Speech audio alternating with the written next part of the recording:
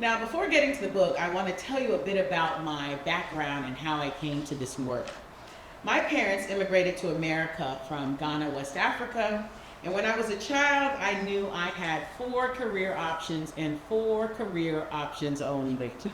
I could be a doctor, a lawyer, an engineer, or a disgrace to the entire family. I was bad at math, so engineering was a no-go. The thought of dissecting cadavers to this day makes me want to barf, so that wasn't an option. And since I was determined not to be a disgrace, law was the only option left. But I didn't want to just be any old lawyer. Ever since I enrolled at UCLA for my undergrad, I knew I wanted to be a change maker protecting intergenerational wealth in my community. And when I commit to something, y'all, I am all in. I worked myself to the bone and made it to Yale Law School and Harvard's Kennedy School of Government for my graduate studies. And I eventually became a law professor. And now 100% of my scholarly research, writing, and advocacy deals with land stolen from Black people. I do ethnography, so that means I live and immerse myself in the place I study. So my first ethnographic project was examining land stolen in South Africa during apartheid and colonialism. My first book, We Want What's Ours, Learning from South Africa's Land Restitution Program, examined the psychological, political, social, and economic consequences of getting land or money back. The book was a huge success. At the book's official launch in Johannesburg, the Deputy Land Claims Commissioner himself came to the book launch and publicly announced that the commission would adopt 90% of the book's recommendations. So although that first book project was wildly successful, it was actually really uncomfortable for me in many ways because it looked at Black people as the victims, Black people being stolen from. So in my next ethnographic project, I was determined to move from Black victimhood to Black agency. So I decided I wanted to focus on squatting because this is where vulnerable populations are taking land instead of being stolen from. And Detroit has one of the largest squatting phenomenons in US history, so I applied for a big National Science Foundation grant and got it, and so that's actually how I came to Detroit, was to study squatting. And in the law, there are 2 kinds of squatters. One is what I call a takeover. That's what lay people think of as a squatter, someone who rolls up onto a piece of property with no prior legal relationship to that property. But I'm a property law professor. I teach first-year property to first-year law students, and I also teach my students about a category called holdovers. And those are people who once had a legal relationship to the property but fell out of it.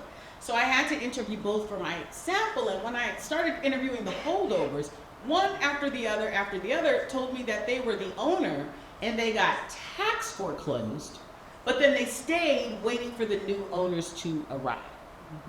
At that point, I knew a lot as a property law scholar about mortgage foreclosure, but I knew very little about tax foreclosure, so I really had to start doing my own work.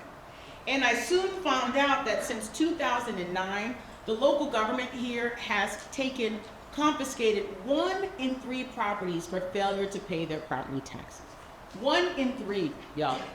We haven't seen this number of property tax foreclosures in American history since the Great Depression. So, given the gravity of the situation, I switched my focus from squatting to property tax foreclosure, and I've lived on Detroit's east side since 2017, trying to understand the city's property tax foreclosure crisis from those I live beside. Myrisha Brown is one of more than 150 homeowners who I interviewed for my study. She's this petite brown-skinned woman with this super cute pixie cut. Hers is one of the many, many stories I tell in my book, Plundered, How Racist Policies Undermine Black Homeownership in America. On one cold winter day, Myrisha and I returned to the family home on Bayless Street that she lost to property tax foreclosure. As we walked towards the house, Myrisha told me, "Man, Professor, I haven't been back here since my kids and I were evicted several years back." As we stepped into the yard, we both noticed that the home was vacant. And for Myrisha, this was a total and complete gut punch because she had worked so hard to ensure her legacy didn't become a vacant, blighted structure like many of the homes on the block in the city of Detroit. As we walked around the home's perimeter, she pointed out all the places she had told me about through the years and the multiple interviews that we had conducted. She said, this right here, this is the spot where our garage used to be. A fire that started next door burnt it down. She said, this right here, this is where my granddad's beloved apple tree used to be. When he died, it died, and we had to eventually cut it down. As we moved from the backyard to the side of the home, she stopped and peered through the side window to get a better look at the living room, where her grandmother, who lived to age 102, spent her last days. So all of a sudden, I see Myrisha's face turn ashen. So I immediately ran over to her side to figure out what in the world was going on. Can I tell you, we both could not believe our eyes. The pipes in the home had frozen and burst, covering the living room in at least 8 foot of ice. Myrisha wailed, and all I could do is just wrap her in a big hug and cry with her. This home on Baylor Street meant so much to Myrisha because her grandparents fought hell and high water to acquire it. Despite racial covenants, redlining, blockbusting, urban renewal, and other racist policies, in their retirement, Myrisha's grandparents were actually finally able to purchase the home. And it was, without a doubt, their dream home. And it was actually in an area where racial covenants once made off limits to blacks, but when whites left to the suburbs, blacks moved in. The home on Baylor Street was the only asset that Myrisha's grandparents had to pass down.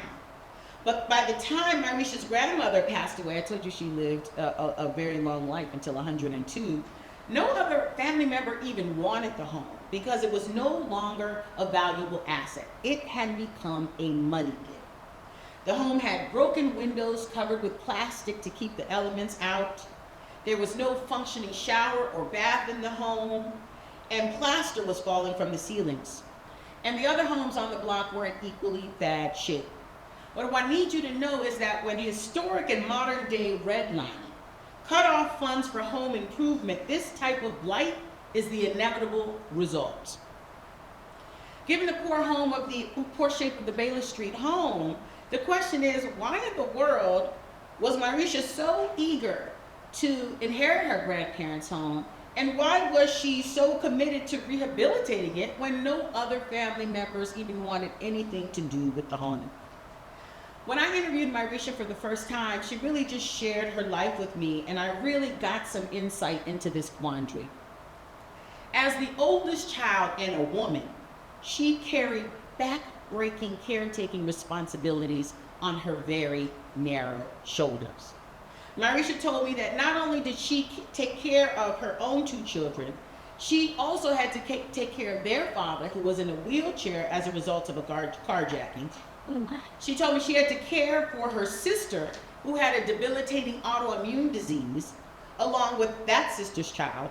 Myrisha also had to care for another sister who had irreversible brain damage, and that sister's youngest son. Because of our nation's poorest social safety net, women like Myrisha are forced to fill the gaps at great cost to themselves. After spending time with Myrisha, it became super clear why she could not easily abandon her grandparents' home on Baylor Street. Under no circumstances does Myrisha abandon or dodge her responsibilities. No matter how daunting, she takes them head on. And rehabilitating her grandparents' legacy was not something she wanted to do, it's something that Myrisha had to do. Some of Myrisha's most precious memories happened on Baylor Street. She said, Prof, I remember scooping up the apples that my granddad had shook down. She said, those were some of the juiciest green apples in the entire city of Detroit. Above all, Myrisha is a proud Detroiter who rides for her city. And she did not want her legacy to become a vacant eyesore like many of the other homes in the city, contributing to the story of Detroit's demise rather than its revival. That's why that cold winter day when Myrisha and I returned back to her legacy and she saw that living room filled with ice, Myrisha felt like a complete and total failure. But what I need you all to hear me say today is that Myrisha failed because individual efforts are no match for broken systems. Let me say that again. Myrisha failed because individual efforts are no match for broken systems. The saga started when Myrisha found a yellow bag attached to her porch, just like the yellow bag on the front of the book. Now, when she opened the bag, she found a legal notice informing her that the property tax foreclosure process had begun, and if she didn't pay off her property tax debt by March 31st of the following year, Wayne County would sell her home through the property tax foreclosure auction. Now, when she read that notice, y'all, she was flooded with emotion. She felt scared. She felt anxious. She felt depressed. But most of all, y'all, she felt shame. She was ashamed because the yellow bag announced to the entire community that she was behind on her property taxes and about to lose her grandparents' home. But the thing is, when she looked up, she saw that almost every home on her block had a yellow bag attached to them. So she knew something was up, but she didn't know exactly what was going on. The crazy thing is, when I first met Myrisha, she blamed herself for losing her legacy. She said, well, Prof, clearly I wasn't doing what I was supposed to be doing. And most city officials that I interviewed explained the property tax foreclosure crisis with these same stories of personal irresponsibility. For instance, one official said, well, Prof, Detroiters just don't want to pay their taxes. Another told me, well, you know, the problem is that people bought homes that they could not afford. And one city official had the audacity to tell me, Prof, you know, well, when people had a choice between paying their taxes and buying a purse, they decided to buy a purse. But my research tells a very different story. It's not a story about personal irresponsibility. It's a story about structural injustice. In researching this book, I have interviewed hundreds of homeowners, government officials, and investors. I have combed through reams and reams of property tax assessment data. Y'all, I even took a 9-month course to become a certified Michigan property tax assessor, and I passed the state exam.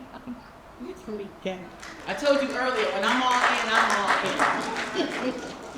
My comprehensive investigation shows that between 2009 and 2015, in each of those 7 years, anywhere between 53 and 84% of properties the city assessed in violation of the Michigan State Constitution, which quite clearly says no property can be assessed at more than 50% of its market value. Even worse, the lowest valued homes, like this home on Bayless Street, were most severely affected. In addition to my own investigation, the Detroit News did an expose, and they found that the city of Detroit overtaxed homeowners by at least $600 million. Now, since over 30% of Detroiters live below the poverty line, many homeowners did not have the money to pay these illegally inflated property taxes. And what's even worse is many lost their homes for property taxes they weren't supposed to be paying in the first place, because in Michigan, when you live below the poverty line, you qualify for something called the poverty tax exemption. But because the city of Detroit made this exemption so difficult for homeowners to get, over 30,000 Detroiters lost their home for their failure to pay illegally inflated property taxes that they weren't even supposed to be paying in the first place. So it's no wonder when Myrisha looked up, she saw yellow bags attached to almost every single door on her block. My God. Now, what I need you all to understand is that when the government takes a family's home for failure to pay property taxes, it doesn't just take bricks and mortar. It takes intergenerational wealth. It takes priceless memories. In the chaos of eviction, Lots of families lose precious family photos. They lose grandmama's quilts. They know they can't recover those height marks that we etch into the door frames to mark our children's growth. They get separated from longtime neighbors who have become family. Through property tax foreclosure, I need y'all to understand that people lose so much. Now, because most tax foreclosed homes have been inherited and were fully paid off, homeowners blame themselves for losing mama's house or losing granddaddy's house, right? Because if there was a mortgage on the home, the bank would have taken it before the local government could.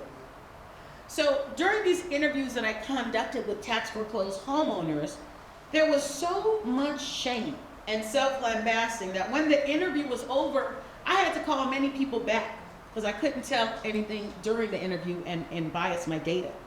And I said, you know what, sis? I said, you know what, my brother? There is no reason to feel shame.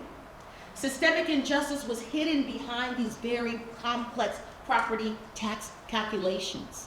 I told them that racist policies put you in a position of trying to slay a dragon with a butter knife. Did I? Now, in my work, I used Dr. Ibram X. Kendi. His definition of racist policies are written and unwritten laws and policies that produce and sustain racial inequity. Now, the way that property taxes are calculated in Wayne County undoubtedly qualifies. So Wayne County has 43 cities, 33 have a supermajority of white people, 70% or more, and 3 have a supermajority of black people. As you know, Detroit, Pulitzer, and Huntington Park. Now, I did a study that found that the majority black cities were overtaxed and foreclosed upon at a far greater rate than the majority white cities. So this is racial injustice. But this injustice, I need y'all to understand, is actually not exclusively a Detroit problem. Detroit is really ground zero for a national problem. A national study by Carlos Leon and Troop Howard, an amazing study. I'm still trying to figure out how they got their hands on this data. And they're able to tell us that blacks and Hispanics on average pay a 10 to 13% higher property tax rate than whites for the same bundle of goods, which equals about $300 to $400 more per year. This is nationally. So racialized property tax administration is a national racial justice issue that our nation has not yet even begun to address. And more importantly, this is a quintessential example of what I call in my book, predatory governance. And that's when local governments intentionally or unintentionally raise public dollars through racist policies. We've seen predatory governance before. That's exactly what happened in Ferguson, Missouri. Beyond what happened to our dear brother Michael Brown, there is an excellent DOJ report. If you haven't read it, you need to get your hands on it. It documents how in Ferguson, the police engaged in unconstitutional policing by unfairly subjecting African Americans to excessive fees and fines. It was the police and the court system. Who benefited financially? Not some corrupt judge or some corrupt police officer, but it was the city of Ferguson itself. Predatory governance is what's happening in Detroit and many other cities where the government is inflating the property taxes of black and brown homeowners. Who financially benefits? It's not some corrupt public official, but it is public coffers. So the good news is, just like Detroit is ground zero for the problem, this national problem, Detroit is also the epicenter of the resistance. Once my research exposed the hidden structural problems, this information lifted the shame, allowed homeowners to stop beating themselves up, and made room for righteous indignation so that the fight back could begin. In 2017, my students and I joined with over a dozen grassroots community organizations in Detroit to create something called the Coalition for Property Tax Justice. We have 3 goals and 3 goals only. The first goal is to stop these illegally inflated property taxes, not only in Detroit, but throughout our nation. The second is to stop the ongoing foreclosures until we can make sure that people are being foreclosed upon for property taxes they actually owe. And third is about compensation, because you can't just be having this empirically proven illegality talking about some oops, I'm sorry. No, we need some compensation. So by building community power, our coalition has secured several significant wins. We have been able to halt roughly 13,000 tax foreclosures by pressuring Wayne County Treasurer to place a moratorium on owner-occupied homes in 2020, 2021, 2022, 2023, 2024, and we're working on pressuring him to do another moratorium in 2025 for the lowest value homes worth 50,000 and under, where the study says are still being overassessed till this day. We have helped over 1,000 Detroit homeowners successfully apply for a total of $4.4 million in federal ARPA funding to pay their illegally inflated property tax debt. That was the COVID money. We advocated for that to be used to pay the property tax debt. We've appealed the inflated property tax assessments for over 1,000 Detroit homeowners completely free of charge. Many of you in this room, we've looked at your property taxes, and if we found you were being overassessed, we filed an appeal for you. And we secured $6 million from the city of Detroit for compensation.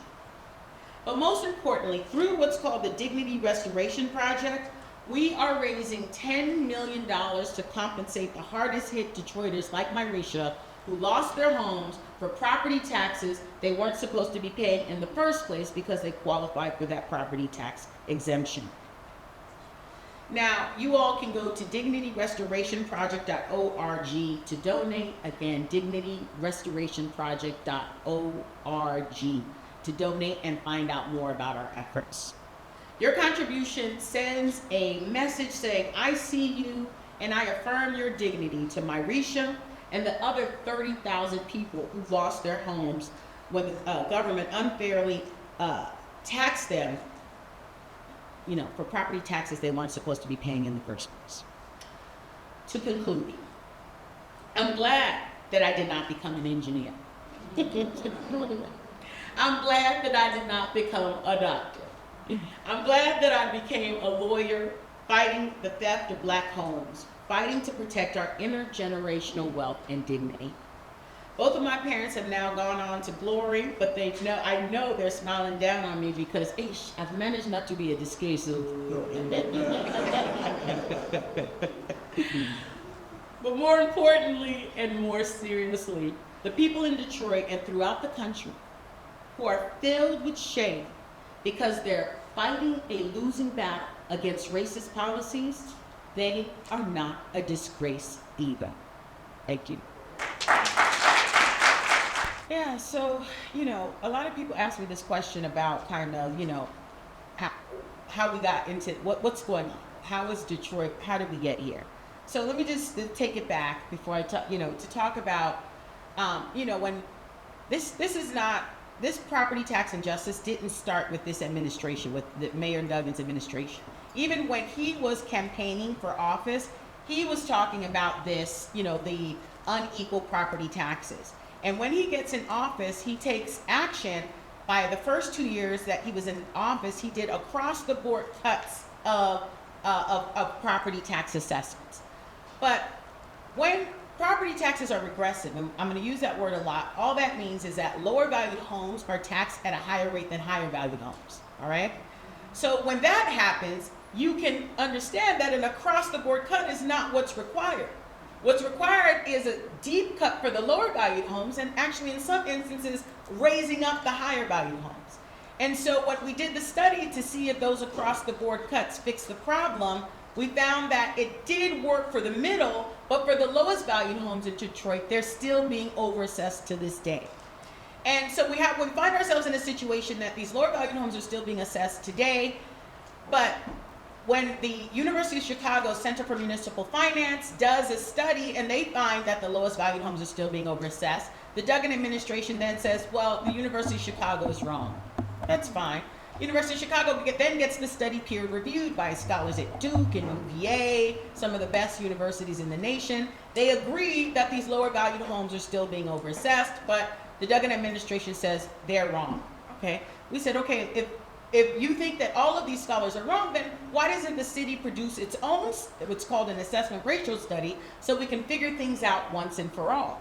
And so the city then doesn't want to produce a study. So through 3 years of organizing and power building, the Coalition for Property Tax Justice was able to pass the Property Tax Reform Ordinance, which does lots of things, making the property tax assessment notice more accessible and legible. But one of the many things that this ordinance does is it forces the city to do its own study, so once and for all we can figure out what's going on. That study, 14 months late, right? But it just came out 2 weeks ago. So the study says what the study says is that on average, homes are being, because in Michigan, you can't assess a home at more than 50% of its market value. On average, homes are being assessed at no more than 50% of its market value. But when you look below the average, you see a lot of inequality, the same inequality that the University of Chicago is talking about. Because just for an example, for an average, if 10 plus 60 plus 80 divided by 3 equals 50, right? But the 60 and the 80 are in violation of the Michigan State Constitution because they're above 50% of the market value. So averages high inequality. Does that make sense to folks? And so that's where we find, that's what the study tells us, that on average the city is getting it right, but they're overtaxing the lower valued homes and undertaxing the higher valued homes, right? So we have this study, but because this stuff is so difficult, we literally had a reporter from the Detroit News, first of all, the Duggan administration put out a press release saying, again, with all this spin, there's no problem in Detroit. And obviously, if you read the actual study, you'll find out that that's not the case. You mean he lied? Yes, honey. Yes. But what breaks my heart is the Detroit News cut and paste from the press release, did zero fact checking, and printed a story. We had what we call our Coffee and Stories yesterday, and the reporter who wrote the story came to our Coffee and Stories, our event at ECN yesterday, and he apologized and said, and we have it on table, we'll release, but he was saying he did not do the fact checking that he was supposed to do. He didn't understand the study, and he was rushing, he said, to write something because he thought there was going to be some discussion. So again, here we find ourselves in a situation where you can't fix a problem if you don't acknowledge the problem exists. And the Duggan administration is refusing to acknowledge the problem exists. And so we can't fix the problem. So this larger question about should we have property taxes in the first place, I kind of, for my purposes, I stay out of that kind of debate just because that if that change were to happen, it's 20 years in the future. And I have to keep my eye on the prize in terms of my neighbors who are being, dispossessed of their capital and their homes. And so I have to focus on what's going on right now with the property tax and making sure that every single Detroiter, again, is not taxed over 50% of their home's market value, which is what's required by the Michigan State Constitution. I'm going to read just this one little thing that I did on my own before meeting up with the Coalition for Property Tax Justice. I moved back to Detroit in 2015, and I came back to my parents' home. My mom had passed away and my dad some years earlier, and my name was on the deed, but they had changed the locks of my home. I lived out of state for 20 plus years, and my neighbors, the ones she spoke about, we're like family. When she saw the yellow note on my door, she called me in California. I got an exemption, got in a payment plan, things were going, but still when I came back, they had a yellow tag on my door. They had changed the locks on my door. I had a representative from a nonprofit go with me just to make sure that this was the case, and there they were. It just was too debilitating to explain right now, but I'll say this. Good morning, blank, somebody in the mayor's office. Mrs. Alexandra Nichols, remember you were assisting me with blank at the nonprofit that I paid to help me auction my home back? My home in the historic district of Russell Woods, 4-bedroom, 4-bath brick home. My dad had a 6th grade education. We got a job with the City of Detroit Sanitation Department. He sent all 10 of us to college from that house. I said, well, I had an appointment to discuss my options for not being homeless and renting rooms all around with one of my 10 siblings until I could get my home back and I could show everybody I have an exemption. I was in grad school. I got my disability checks. You can see, it's all up and up. I called and called. I emailed and emailed. It just was so heartbreaking. I felt like a failure to my siblings, to my children, to just everybody until one call, and I just didn't stop calling. And I got a call from a message I left, and she let me tell my story, and she says, I know where you need to be. I said, where? Where is that?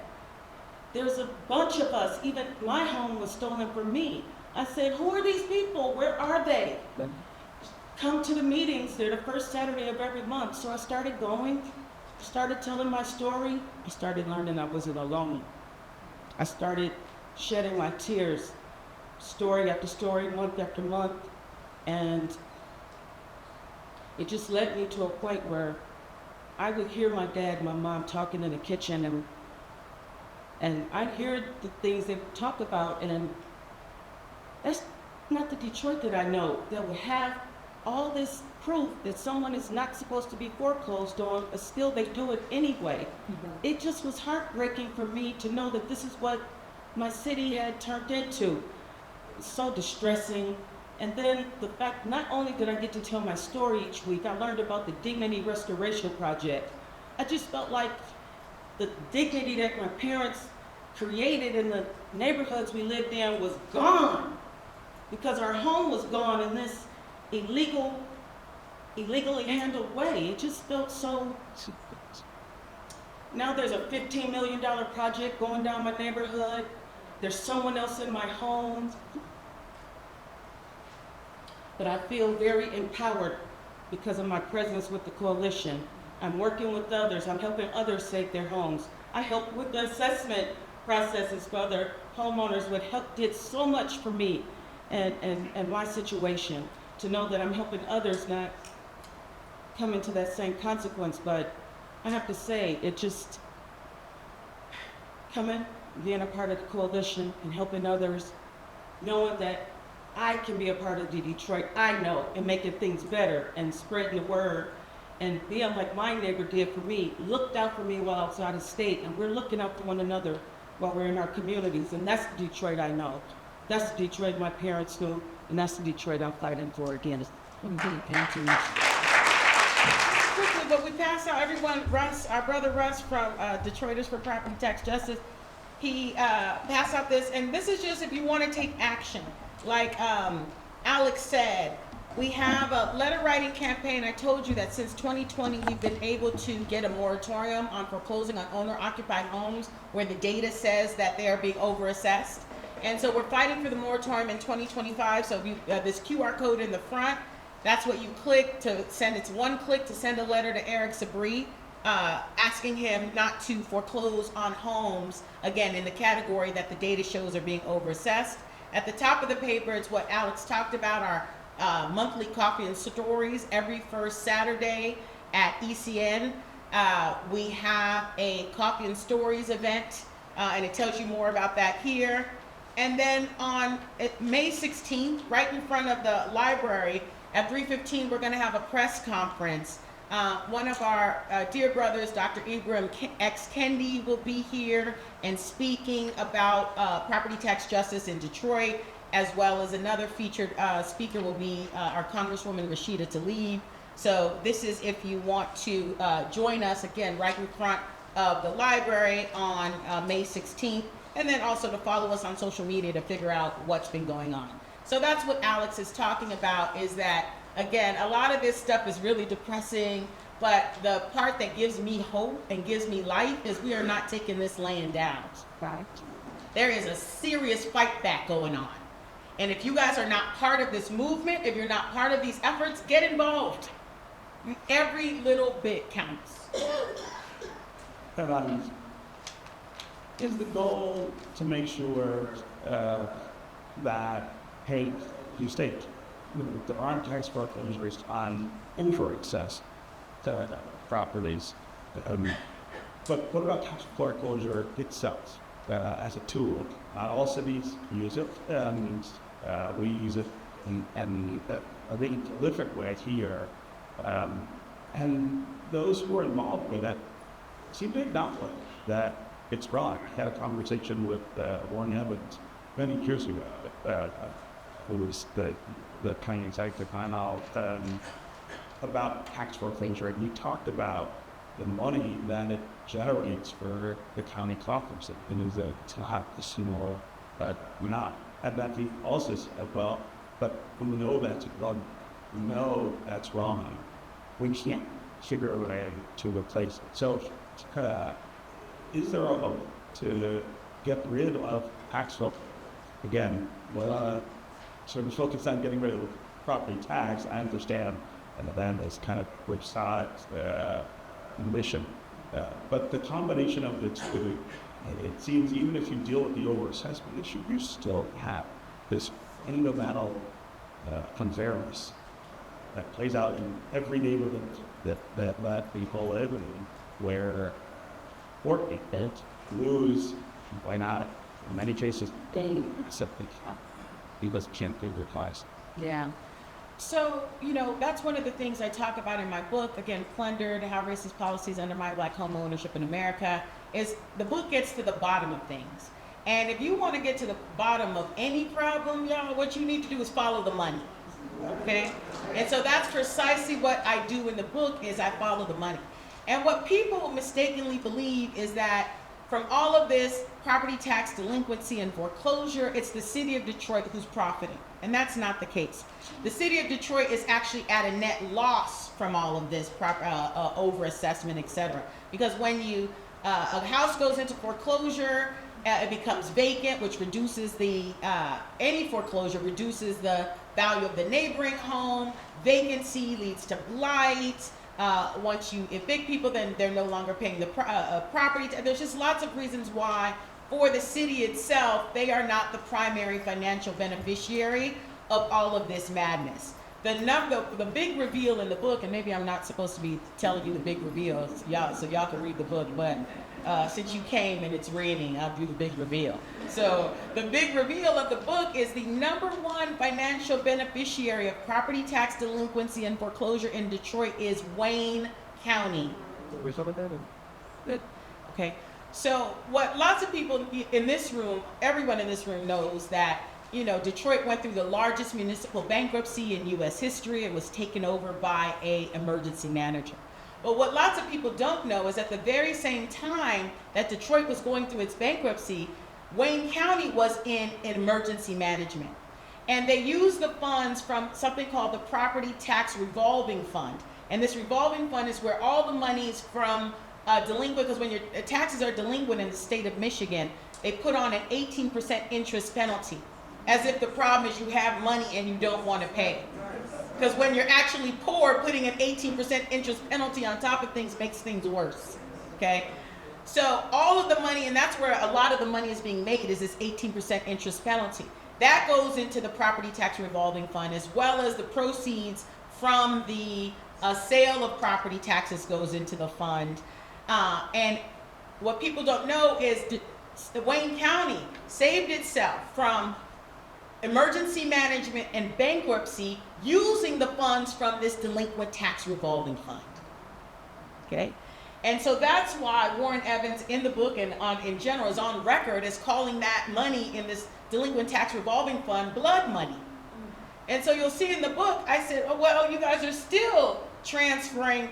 Obviously, it's not in as big quantities as was happening during the financial emergency, but even under your leadership, Warren Evans, you're still transferring money from this delinquent tax revolving fund to Wayne County's budget. And his response to me was, well, it's different now, because we're no longer transferring it to fill a budget deficit, but to enhance the budget, he says. And, but his main argument is that he agrees that it should not be collected in the first place. But he's saying once it is collected, it makes no sense for it to sit there and not be used for the people of Wayne County. So again, read the book. All these arguments are, this is kind of, so that's where the story stands. So to the more specific question about what happens with, property tax foreclosure, again, all states have some form of property tax foreclosure. There's two forms to do it. Either you can do it at the auction that we do it. Most places have a tax lien system, which is the more common way to do it. Again, my argument is that if you have to have property tax foreclosure, I need you all to understand that is a moment of legal violence. When you take someone's home for failure to pay property taxes, that's legal violence. And that legal violence needs to be exercised with extreme caution.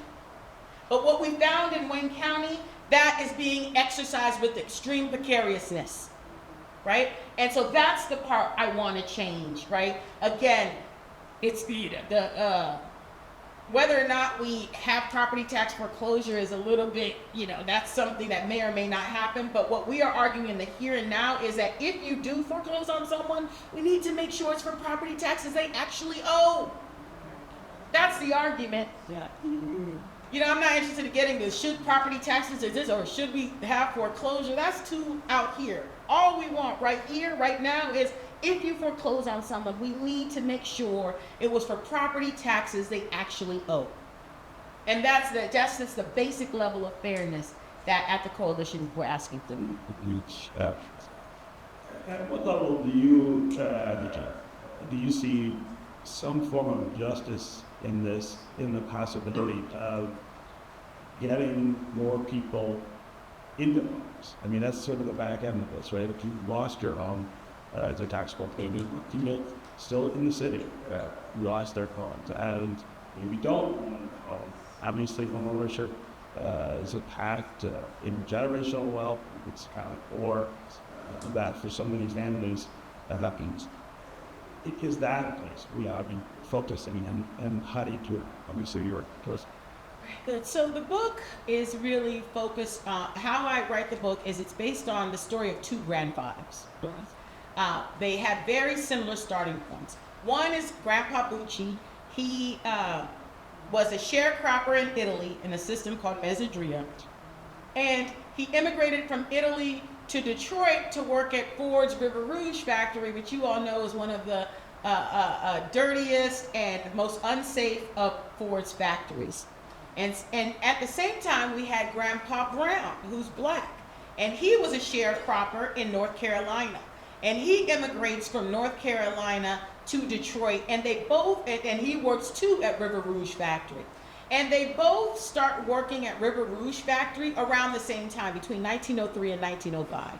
And so what the book does is say, look, you have these two grandfathers. They both were sharecroppers in their place of origin. They both moved to Detroit to work at the factory and were elevated to middle class lives through the factory, right?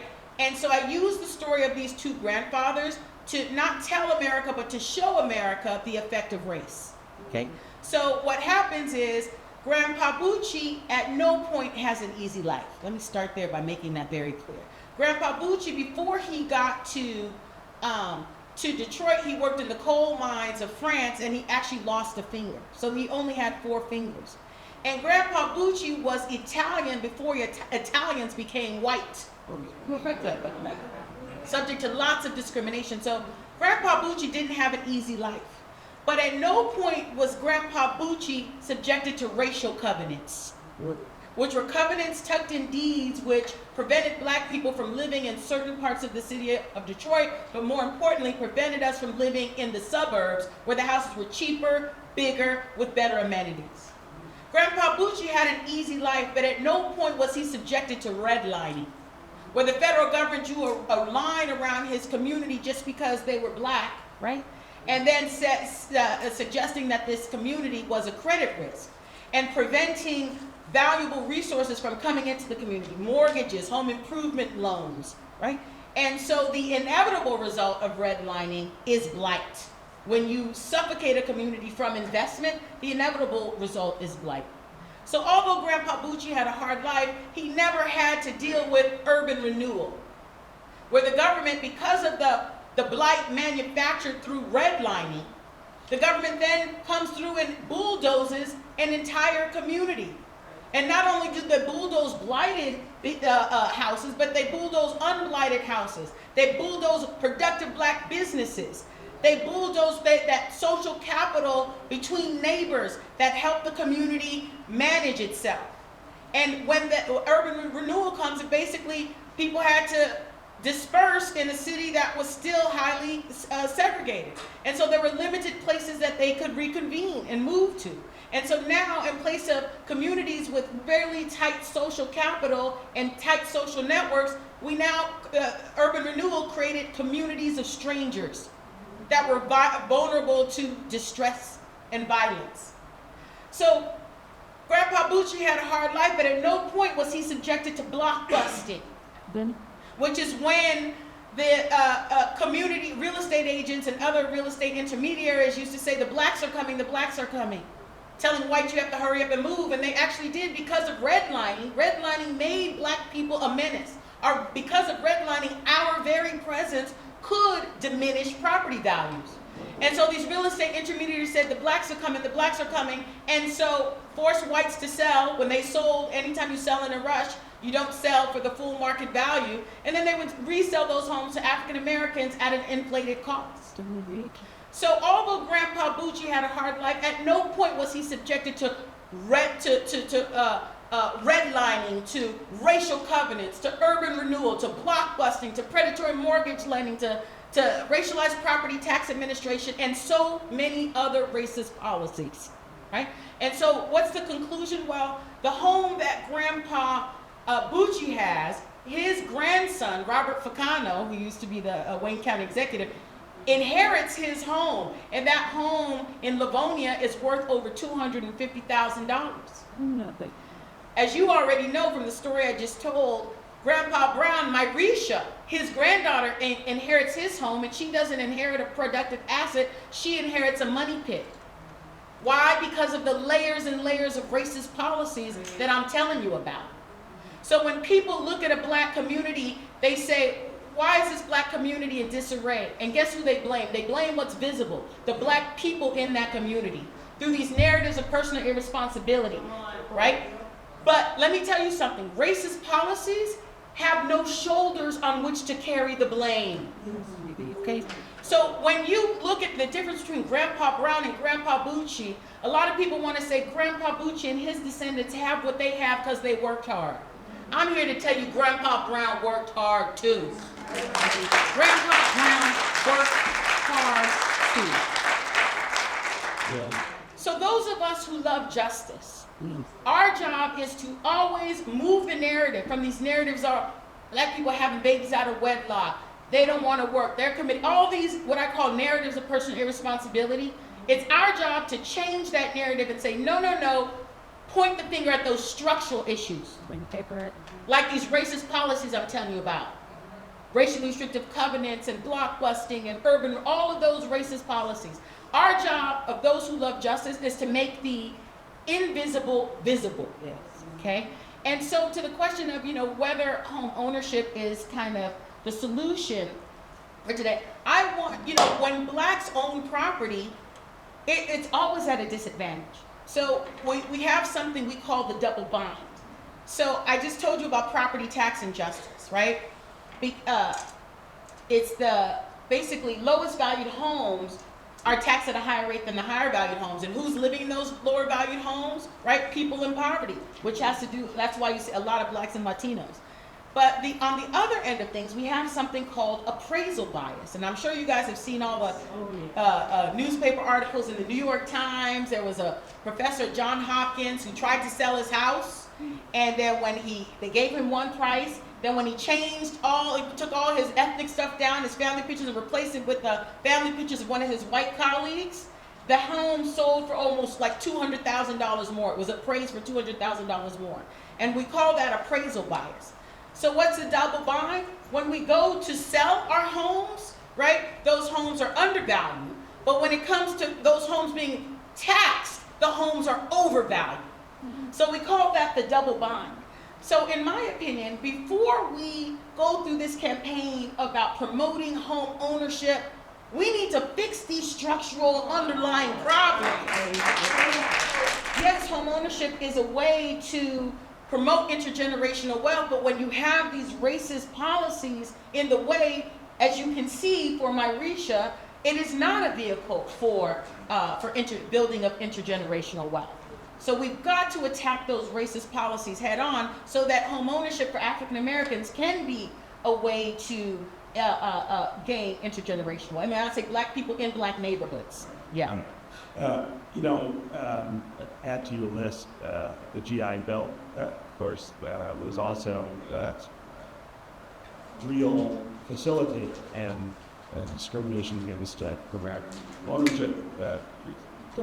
Get the same kind of loans that what American brass right there. So if that's true, though, that so we've got to change these systems. We can't get people to even acknowledge that the systems exist, right? It is just the idea that race drives these differences. We've got a couple of questions in the audience along this line still. What's the next step? What is the thing other than dealing with this kind of immediate aim? We're trying to heal it. It's the next way to turn the youth in need. So, in my work, I will never use the term structural racism. I'll never use the term systemic racism. Because what does that even mean, right? It's like, and I prefer the term, as you can see in the title of my book, talking about racist policies. And this is a move that Ibram can convince me of, right? So, because when you talk about structural racism or systemic racism, the point is, like, what can you do about that? That's so overwhelming. And what exactly is it? When you talk about racist policies, that's more intelligible and understandable to just lay people, right? But more importantly, when we move the conversation to one about racist policies, we basically force the person talking about making the claim to enumerate the actual policies underlying the racial inequity. So let me just once again remind you, the definition of a racist policy is any process, policy, law, practice that produces racial inequity. You'll notice that from the definition, intent is not there, right? I don't care. It's like if I punch Stephen in the face, I would never do that, people. Okay. But if I punched him in the face, it would be ridiculous for us to have a conversation about whether I meant to punch him or not. We need to get this brother some stitches, okay, and fix him up, okay. So that's what I'm saying with the power of talking about racist policies is the red herring of intent is not the focus. The focus is the racial inequity, and the point is trying to fix that racial inequity. So that's what I do in Plundered, right? I look in the book and I say, all right, we have this racial inequity produced by the property tax foreclosure crisis in Detroit, right? And so the point is, then I enumerate all of the various policies that got us here. And one of the policies, as I explained to you earlier, is this statewide policy requiring 18% interest penalty on property tax debt, which is just making the problem worse, right? And the other problem is the use of averages. So I told you, again, that term I taught you, regressivity. And that's one thing, I'm a professor, so y'all gonna come out here, I'm gonna see you in the strip, like, what's regressivity? You better be able to tell me. Regressivity is when the lower valued homes are taxed at a higher rate than the higher valued homes. And in the state of Michigan, that's necessarily the case because they use averages. What's an average? By definition, the higher valued homes are gonna be undervalued and the lower valued homes are gonna be overvalued. There are alternative ways besides averages to do this, like regression analysis. So in the book, I go through all of the different policies involved in this thing, and that's the beauty of it, is then we can get, once you've enumerated the policies that cause the racial inequity, now we can get to work on disassembling those policies. See, as long as we're talking about systemic racism and structural racism, it just leaves us debilitated, and we can't do anything about that. But once we make the claim about a racist policy and we enumerate all of the underlying policies that cause the racial inequity, now we can get to work on disassembling those policies. And that's what I believe the next step is. Again, in the book, I do the work of naming the various policies that are underlying this injustice, and now it's about getting to work and disassembling those policies. And that's precisely what we're doing in the Coalition for Property Tax Justice, as you heard Alex talk about, who is one of our leaders. And we also want to acknowledge Ms. Z, Ms. Veronica. If you could stand, she's also one of our leaders who's here. Yeah.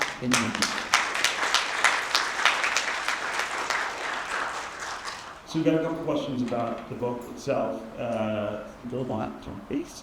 The Sailor Moon. Okay, cool. Outside? So talk about where you can get the book. I mean, other than you.